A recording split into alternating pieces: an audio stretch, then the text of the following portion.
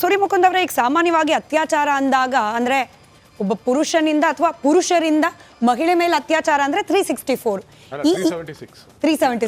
ಇದರಲ್ಲಿ ಈ ಅತ್ಯಾಚಾರಕ್ಕೆ 377 ಅಂದ್ರೆ ಕಾನೂನಾತ್ಮಕವಾಗಿ ಸ್ವಲ್ಪ ಸ್ಲೋ ಡೌನ್ ಆಗುತ್ತಾ, ಒಂದ್ ರೀತಿ ಪ್ರೊಟೆಕ್ಷನ್ ಆಗೋಗ್ಬಿಡುತ್ತಾ ಈ ರೀತಿ, ಅಥವಾ ಅಷ್ಟೇ ಸಿವಿಯರ್ ಆಗಿ ಪನಿಷ್ಮೆಂಟ್ ಇದ್ರಲ್ಲೂ ಪ್ರೂವ್ ಆದ್ರೆ ಆಗುತ್ತಾ ಅಂತ ಹೇಳಿ? ಅಲ್ಲ, ಇದ್ರಲ್ಲೂ ಕೂಡ 10 years ಇಂಪ್ರಿಸನ್ಮೆಂಟ್ ಕೊಡ್ಬೋದು. ಸೊ ಆಮೇಲೆ ಇನ್ನೊಂದು ಏನಾಗುತ್ತೆ ಅಂದರೆ, ಮಹಿಳೆಯರು ತಲಾಂತರದಿಂದ ದೌರ್ಜನ್ಯಕ್ಕೆ ಒಳಗಾಕೊಂಡೇ ಬರ್ತಾ ಇರ್ತಾರೆ. ಮಹಿಳೆಯರ ದೌರ್ಜನ್ಯದ ವಿಧಾನಗಳು ಬೇರೆ. ಬಟ್ ಇದರಲ್ಲಿ ಒಬ್ಬ ಪುರುಷನಿಂದ ಇನ್ನೊಬ್ಬ ಪುರುಷನ ಮೇಲೆ ಅತ್ಯಾಚಾರ ಆಗುವಂಥದ್ದು ಇದೆಯಲ್ಲ, ಸೊ ಅದು ಕೆಲವು ಸತಿ ಪುರುಷರಿಗೆ ಮಾನ ಇಲ್ವೇನೋ, ಇದಿಲ್ವೇನೋ, ಆತನ ಪ್ರತಿಭಟನೆಗೆ ಇಲ್ವೋ, ಆತನಿಗೆ ಅವಕಾಶ ಇಲ್ವೇನೋ, ಇದು ಸಹಜನೇನೋ ಅನ್ನೋ ರೀತಿಯಲ್ಲಿ ಆರಂಭದಿಂದನೂ ಅದೇ ರೀತಿ ನಮ್ಮ ಸಮಾಜದಲ್ಲಿರುವಂಥ ಒಂದು ಮನಸ್ಥಿತಿ. ಬಟ್ ಇವತ್ತಿನ ಸಂದರ್ಭದಲ್ಲಿ ಒಬ್ಬ ಅಧಿಕಾರ ಸ್ಥಾನದಲ್ಲಿರುವಂಥ ವ್ಯಕ್ತಿಯಿಂದ ಆಮಿಷಗಳನ್ನ ಒಡ್ಡಿ ತನ್ನ ಪ್ರಭಾವವನ್ನು ಬಳಸಿ ಆತನ್ನ ಬಲವಂತವಾಗಿ ಒಂದು ಲೈಂಗಿಕ ದೌರ್ಜನ್ಯ ಎಸಗಿರೋದು ದೊಡ್ಡ ಕ್ರೈಮೇ. ಅದು ಇಟ್ಸ್ ಎ ಅಫೆನ್ಸ್. ಸಾರಿ, ಒಂದು ಬ್ರೇಕಿಂಗ್ ಅಪ್ಡೇಟ್ ಇದೆ, ಗಮನಿಸೋಣ. ಜಡ್ಜ್ ನಿವಾಸದತ್ತ ಆರೋಪಿ ಸೂರಜ್ ರೇವಣ್ಣ ಕೆಲವೇ ಕ್ಷಣಗಳಲ್ಲಿ ನ್ಯಾಯಾಧೀಶರ ಮುಂದೆ ಅವರನ್ನ ಹಾಜರುಪಡಿಸಲಾಗುತ್ತೆ. ನ್ಯಾಯಾಧೀಶರ ಮನೆ ಬಳಿಯಲ್ಲಿ ಫುಲ್ ಪೊಲೀಸ್ ಅಲರ್ಟ್, ಬಿಗಿ ಭದ್ರತೆಯನ್ನ ನಿಯೋಜನೆ ಮಾಡಲಾಗಿದೆಯಂತೆ. ಇನ್ಸ್ಪೆಕ್ಟರ್ ನಟರಾಜ್ ನೇತೃತ್ವದಲ್ಲಿ ಬಂದೋಬಸ್ತ್ ವ್ಯವಸ್ಥೆಯನ್ನ ಮಾಡಲಾಗಿದೆ. ಹೆಚ್ಚುವರಿಯಾಗಿ ಕೆಎಸ್ಆರ್ಪಿ ವಾಹನವನ್ನ ತರಿಸಿದ್ದಾರೆ ಖಾಕಿ ಪಡೆ. ಇಲ್ಲಿ ಬಂದು ಸೂರಜ್ ರೇವಣ್ಣನ್ ಕರ್ಕೊಂಡ್ ಬರ್ತಿದ್ದಾರೆ ಅಂತ ಹೇಳಿ ಅಭಿಮಾನಿಗಳು ಜೈಕಾರ ಕೂಗೋಕ್ ದರ್ಶನ್ ಅಲ್ಲ ಬರ್ತಿರೋದು. ಎನಿವೆ, ಮಾಡಬೇಕಾಗಿರೋ ಕೆಲಸ ಪೊಲೀಸರ ಬಿಗಿ ಭದ್ರತೆಯನ್ನ ನಿಯೋಜನೆ ಮಾಡೋದು, ಅದನ್ನ ಮಾಡ್ಕೊಂಡಿದ್ದಾರೆ, ಮುಂಜಾಗ್ರತೆಗೆ ಮಾಡಿದ್ದಾರೆ ಅಂತ ಹೇಳಿ ನೋಡೋದಕ್ಕೆ ನಿಜ. ಸೂರ್ಯ ಮುಕುಂದ್ ಅವರು, ಇನ್ಫ್ಯಾಕ್ಟ್ ಈಗ ಇನ್ನೊಬ್ಬ ಸಂತ್ರಸ್ತ ಇದ್ರಲ್ಲಿ ಹೇಳ್ತಿದ್ದಿದ್ದು ಅದೇನೆ ನೋಡಿ, ಮಹಿಳೆಯರಾದ್ರೆ ಆಲ್ರೆಡಿ ಒಂದು ವೇದಿಕೆ ಅಂತೂ ಸೆಟ್ ಆಗಿದೆ, ಹಂಗಂತೇಳಿ ಎಲ್ಲರೂ ಬಂದು ಮುಕ್ತವಾಗಿ ಹೇಳ್ಕೊಳ್ತಾರೆ ಅಂತಲ್ಲ, ಬಟ್ ಬಂದು ನನ್ನ ಮೇಲೆ ಅತ್ಯಾಚಾರ ಆಗಿದೆ ಅಂತ ಹೇಳಿ ಹೇಳ್ಕೊಳ್ಳಿಕ್ಕೆ ಒಂದು ವಾಯ್ಸ್ ಅಂತೂ ಸಿಕ್ಕಿದೆ ಮಹಿಳೆಯರಿಗೆ. ಬಟ್ ಪುರುಷರಿಗೆ ಕಷ್ಟ, ತುಂಬಾ ವ್ಯಾಲಿಡ್ ಅನ್ಸ್ತು ನನ್ಗದು. ಪುರುಷರಿಗೆ ಏನಾಗ್ಬಿಡುತ್ತೆ, ಈಗ ಎಲ್ಲರೂ ಕೂಡ ಅವನನ್ನ ಒಂದು ಸಣ್ಣ ದೃಷ್ಟಿಯಿಂದ ನೋಡಕ್ ಶುರು ಮಾಡ್ಬಿಡ್ತಾರೆ. ಕೈಲಾಗದೇ ಇರೋನು ಗಂಡಸೆ ಅಲ್ಲ.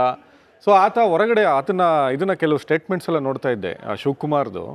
ಸೊ ಆತನ ಮತ್ತೆ ಇನ್ನೊಬ್ಬ ಅತ್ಯಾಚಾರ ಸಂತ್ರಸ್ತ ಯಾರು ದೂರನ್ನ ಕೊಟ್ಟಿದ್ದಾರೆ, ಅವರಿಬ್ರು ಅದನ್ನೇ ಹೇಳ್ತಾ ಇರೋದು, ಹೊರಗಡೆ ಹೇಳ್ಕೊಳಕ್ಕಾಗಲ್ಲ ನಮಗೆ ಅಂತ. ಸೊ ಇವತ್ತೇನಾದರೂ ಅವರು ಅಧಿಕಾರದಲ್ಲಿ, ಇವರೆಲ್ಲ ಪಕ್ಷದಲ್ಲಿ ಗುರುತಿಸ್ಕೊಂಡಿರೋರು, ನಾಳೆ ಅವರ ಸ್ವಸಾಮರ್ಥ್ಯದಿಂದ ಏನಾದರೂ ಆದ್ರೂ ಕೂಡ ಪ್ರಜ್ವಲ್ ಇವನ್ ಸೂರಜ್ ರೇವಣ್ಣನ ಜೊತೆ ಚೆನ್ನಾಗಿದ್ರಂತೆ, ಏನೋ ಮಾಡ್ತಾ ಇದ್ರಂತೆ, ಅದಕ್ಕೆ ಇವನಿಗೆ ಇದನ್ನ ಕೊಟ್ಟಿದ್ದಾರೆ, ಅದಕ್ಕೆ ಈ ಸ್ಥಾನಮಾನ ಸಿಕ್ಕಿದೆ. ಹೆಣ್ಮಕ್ಳ ಬಗ್ಗೆ ಅದನ್ನ ಮಾತಾಡ್ತಾ ಇದ್ರು. ಹೆಣ್ಮಕ್ಳಿಗೆ ಕಷ್ಟ ಇತ್ತು, ಹೆಣ್ಮಕ್ಳಿಗೆ ತುಂಬಾ ಕಷ್ಟ ಇದೆ. ಸೊ ಅಂಥದ್ರಲ್ಲಿ ಈಗ ಪ್ರಜ್ವಲ್ ರೇವಣ್ಣನ ಪ್ರಕರಣ ಆದ್ಮೇಲಿಂದ ಅಂತೂ ಜನತಾದಳದಿರುವಂಥ ಎಲ್ಲ ಹೆಣ್ಮಕ್ಳಿಗೂ ಕೂಡ ಅದೊಂದು ತೀರಾ ಹಾಸನದಲ್ಲಿ ಓಡಾಡುವಂಥ ಹೆಣ್ಮಕ್ಳಿಗೂ ತೀರಾ ಒಂಥರ ಅದು ಶಾಪದ ತರ ಕಾಡ್ತಾ ಇದೆ. ಸೊ ಇವತ್ತು ಅದೇ ಶಾಪ ಗಂಡಸರಿಗೂ ಕೂಡ ಬಂದಿದೆಯಲ್ಲ, ಸೊ ಇದೇ ಕುಟುಂಬದಿಂದ. ಸೊ ಒಟ್ಟಾರೆ ಇವತ್ತು ಏನಾಗುತ್ತೆ, ಅವರ ಒಂದು ಯಾರಿಗಾದ್ರೂ ಸಂಬಂಧಪಟ್ಟವ್ರಿಗೆ ಅಥವಾ ಆತನಿಗೆ ಏನಾದರೂ ನಿಜವಾಗ್ಲೂ ಆಸಕ್ತಿ ಇದ್ರೆ ಅದು ಕನ್ಸೆನ್ಷಿಯಲ್ ಆದರೆ ಯಾರನ್ನಾರು ಅವನ ಜೊತೆಗೆ ಹೋದ್ರೆ ಅದೇನು ತಪ್ಪಲ್ಲ. ಬಟ್ ಈ ಥರ ನಮಗೆ ಪ್ರಜ್ವಲ್ ರೇವಣ್ಣ ಪ್ರಕರಣ ಆದಾಗಲೇ ಕೂಡ ಸುಮಾರು ಗುಸುಗುಸು ಮಾತುಗಳಿದ್ವು. ಡ್ರೈವರ್ನು ಬಿಡಲ್ವಂತೆ ಸೂರಜ್, ಗನ್ಮ್ಯಾನ್ನು ಬಿಡಲ್ವಂತೆ, ಈ ಪೆನ್ ಡ್ರೈವ್ಗಳಲ್ಲಿ ಅವಂದು ಒಂದು ವಿಡಿಯೋ ಇದೆಯಂತೆ, ಕಂತೆಗಳು ಬರ್ತಾ ಇದ್ವು. ಈಗ ಆಚೆಗಡೆ ಬಂದ್ಬಿಟ್ಟಿದೆ. ಸೊ ಇನ್ನೂ ಪ್ರಕರಣ ಮಾಸಿಲ್ಲ, ಇನ್ನೂ ಆತ ಜೈಲಲ್ಲಿದ್ದಾನೆ. ಇನ್ನು ಪ್ರಜ್ವಲ್ ರೇವಣ್ಣನ ಮೊನ್ನೆವರೆಗೂ ಮತ್ತೆ ಪೊಲೀಸ್ ಕಸ್ಟಡಿಗೆ ತಗೊಂಡು ವಿಚಾರಣೆ ಮಾಡಿ ಮತ್ತೆ ಆತನ ವಾಪಸ್ಸು ಪರಪ್ಪನಗರಕ್ಕೆ ನ್ಯಾಯಾಂಗ ಬಂಧನಕ್ಕೆ ಒಪ್ಪಿಸಿದ್ದಾರೆ. ಇಷ್ಟೆಲ್ಲ ನಡೆಯುವಂತ ಸಂದರ್ಭದಲ್ಲೇ ಒಂದು ವಾರ ಕೆಳಗಡೆ ಸೋಮವಾರಕ್ಕೆ ಈತ ಪರಿಜ್ಞಾನ ನಿಜವಾಗ್ಲೂ ನಡೆದಿದೆ ಅಂದ್ರೆ ಮನಸ್ಥಿತಿ ಬಗ್ಗೆನೇ ಪ್ರಶ್ನೆ ಅಪ್ಪ. ತಂದೆ ಮೇಲೆ ಆರೋಪ, ತಾಯಿ ಮೇಲೆ ಆರೋಪ, ತಮ್ಮ ಜೈಲಲ್ಲಿ ಇಂಥ ಸಂದರ್ಭದಲ್ಲೂ ಕೂಡ ಹೈಕೋರ್ಟ್ ಅವ್ರ ತಾಯಿಗೆ ಬೇಲ್ ಕೊಡ್ಬೇಕಾರೆ ಒಂದ್ ಮಾತು ಹೇಳುತ್ತೆ, ಹೆಣ್ಮಕ್ಳು ಕುಟುಂಬದ ಒಂದು ನಿರ್ವಹಣೆಯಲ್ಲಿ ಮುಖ್ಯವಾದಂತ ಪಾತ್ರವನ್ನ ನಿರ್ವಹಿಸ್ತಾರೆ, ಅವ್ರಿಗೆ ಸಮಾಜದ ಜೊತೆಗೆ ಒಂದು ಆಳವಾದಂತ ಬೇರು ಇದಿರುತ್ತೆ, ಸಮಾಜದ ಜೊತೆಗೆ ಒಂದು ಸಂಪರ್ಕ ಇರುತ್ತೆ. ಕುಟುಂಬವನ್ನ ಮುನ್ನಡೆಸುವಂತ ಹೆಣ್ಮಕ್ಳ ಮೇಲೆ ಈ ರೀತಿ ಆರೋಪವನ್ನ ಹೊರಿಸಿ ಜಾಮೀನು ನಿರಾಕರಿಸೋದು ತಪ್ಪಾಗುತ್ತೆ ಅಂತ ಹೈಕೋರ್ಟ್ ಜಾಮೀನು ಕೊಡ್ತು ಮೊನ್ನೆ.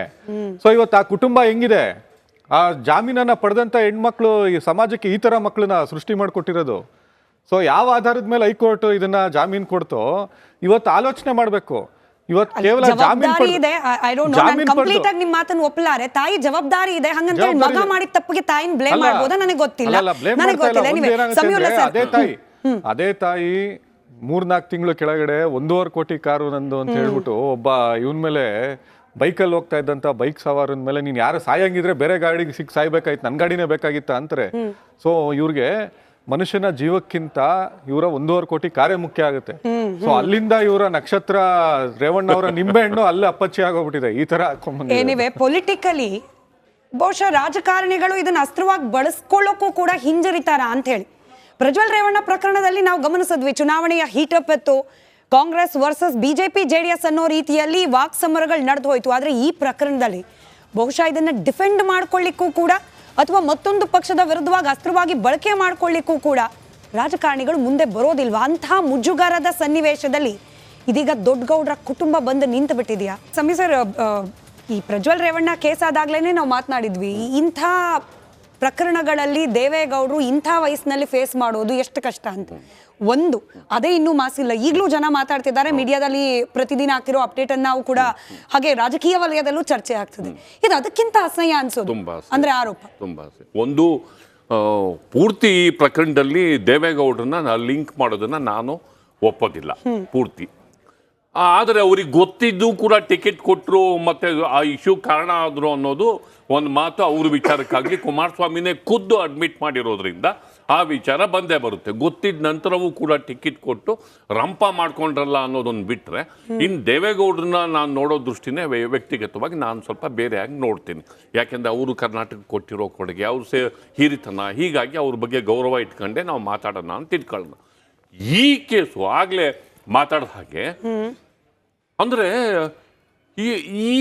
ಈಗ ಅವ್ರ ಅಣ್ಣ ಅರೆಸ್ಟ್ ಆಗಿದ್ದಾನೆ, ಅಣ್ಣನ ತಮ್ಮನ ಅರೆಸ್ಟ್ ಆಗಿದ್ದಾನೆ, ಅವ್ರ ತಂದೆ ಅರೆಸ್ಟ್ ಆಗಿ ಬಂದು ಈಗ ಸುಧಾರಿಸ್ಕೊತಿದ್ದಾರೆ. ತಾಯಿಗೆ ರೀಸನ್ನು ಎಂಥ ರೀಸನ್ ಕೊಟ್ಬಿಟ್ಟು ಬೇಲ್ ಕೊಟ್ಟಿದ್ದಾರೆ ಅಂದರೆ ಅಷ್ಟು ಎತ್ತರಕ್ಕೆ ಕೋರ್ಟ್ ಒಂದು ಹೆಣ್ಮಗ್ಳನ್ನ ಇಡೋ ಅಂಥದ್ದೊಂದು ಸೂಚನೆಯನ್ನು ಕೊಟ್ಟಿದೆ. ಇಷ್ಟು ಇಟ್ಕೊಂಡು ಈಗ ಆಗ್ತಾ ಇದೆ.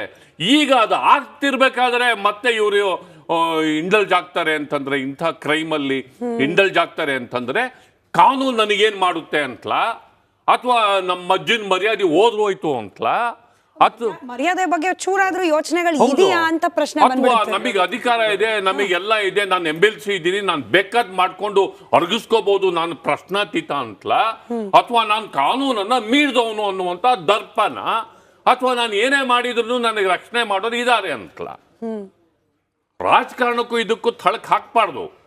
ಈಗ ಶಿವಕುಮಾರ್ ನೋಡ್ದೆ, ಶಿವಕುಮಾರ್ ಅವ್ರ ಸವಾಸ ಬೇಡಪ್ಪ ಅನ್ನೋ ತರ ಮಾತಾಡಿದ್ದು, ನಮಗೆ ಅದು ಬೇಕಾಗಿಲ್ಲ, ನಮಗೆ ಯಾಕೆ ಬೇಕದು ಅನ್ನೋ ತರನೇ ಮಾತಾಡಿದ್ದು. ಅವ್ರನ್ನ ಯಾಕೆ ಥಳಕ್ ಹಾಕ್ಬೇಕು? ಕುಮಾರಸ್ವಾಮಿ ಕೂಡ ಅವ್ರು ಮಾತಾಡೋದು ಏನು ಅಂದ್ರೆ, ನಾವು ಏನಾದ್ರು ಡೆವಲಪ್ಮೆಂಟಲ್ ಇಶ್ಯೂ ಬಗ್ಗೆ ಮಾತಾಡಿ ಅಂತ ಹೇಳಿ ಲಾಸ್ಟಿಗೆ ಮುಂದಿನ ದಿನಗಳಲ್ಲಿ ಏನು ಅಂತ ಪಿತೂರಿ ಗೊತ್ತಾಗುತ್ತೆ ಅಂತ ಹೇಳ್ತಾರೆ ಅವ್ರು. ಮುಂದಿನ ದಿನಗಳಲ್ಲಿ ಈಗಲೇ ಗೊತ್ತಾಗ್ತಾ ಇದೆ ಏನು ಅಂತ. ಇದನ್ನ ಪಿತೂರಿ ಅಂತ ಹೆಂಗಂತೀರ ನೀವು? ಎಲ್ಲಿದೆ ಪಿತೂರಿ? ಅಲ್ಲಿ ನಮಗೆ ಕಣ್ಣಿಗೆ ಕಾಣ್ತಿದೆ.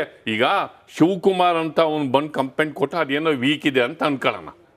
ಯಾಕೆಂದ್ರೆ ನಿನ್ನೆ ತನಕ ಅವ್ರು ಜೊತೆಗಿದ್ದು ಕಂಪ್ಲೇಂಟ್ ಕೊಟ್ಟ, ಇವತ್ತು ಬಂದು ನಾನೇ ವಿಕ್ಟಿಮು ಅಂತಂದ. ಈಗ ಅಂಥವನು ಈಗ ನಾನೇ ವಿಕ್ಟಿಮು ಅಂತ ಹೇಳೋನಿಗೂ ಕೂಡ ಲಾದಲ್ಲಿ ಅವನಿಗೆ ಹೇಳ್ಕೊಂಡು ತರೋ ಎಂಕ್ವೈರಿ ಆಗ್ಬೇಕಾಗಿ ಬರುತ್ತೆ. ಅವನೇನು ಬಂದು ಹಿಂಗೆ ಉಲ್ಟಾ ಹೊಡೆದ ಅಂತ ನಾವಿಲ್ಲಿ ಕುತ್ಕೊಂಡು ಡಿಸ್ಕಸ್ ಮಾಡೋಷ್ಟು ಈಸಿ ಏನಲ್ಲ, ಅದು ಈಸಿ ಏನಲ್ಲ. ಆದರೂ ಈಗ ಗಂಡಸರ ಮೇಲೆ ಅತ್ಯಾಚಾರ ಆಯಿತು ಅನ್ನೋ ಪ್ರಕರಣ ಇದೆಯಲ್ಲ, ಇದೇನಪ್ಪ ಇದು, ಅದನ್ನ ಹೆಂಗೆ ಇದನ್ನ ಹೇಳ್ಬೇಕು ಅನ್ನೋದೇ ನಮಗೆ ಗೊತ್ತಾಗ್ತಾ ಇಲ್ಲ. ಕುಮಾರಸ್ವಾಮಿ ಅವರು